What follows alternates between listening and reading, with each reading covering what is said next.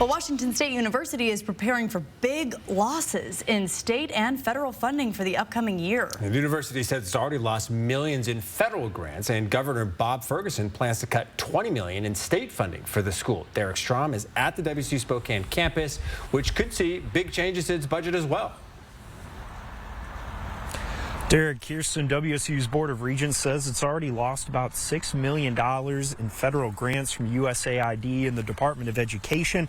The board is expecting more cuts and reductions in federal funding, and it's also considering what its budget would look like if the Department of Education was shut down entirely. We're talking about an absolutely massive budgetary challenge that no one predicted. WSU's Board of Regents says the university will lose around $20 million in federal funding because of changes to federal grants that are under stop work orders or won't be reimbursed at the same rate WSU negotiated with the federal government. The university's Board of Regents held a special session today and says the changes to federal grant funding are unprecedented. This is basically this administration saying we're just going to do this. We don't care what Congress says. And so I think that's kind of how these things are coming out from Washington, D.C. And the impacts are going to be real. The Board of Regents also discussed the total funding the university gets from the federal government and what it would look like if the Department of Education was shut down.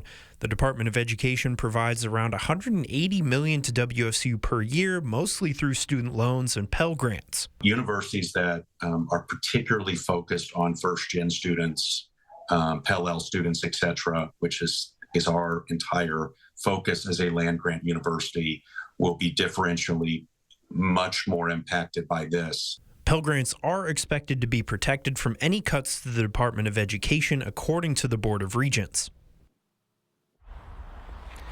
The Board of Regents also spent time looking at individual colleges and programs, including the Range Community Clinic here at WSU's Spokane campus. The board says the clinic is projected to lose about $6 million. Live in Spokane, Derek Strom, 4 News Now.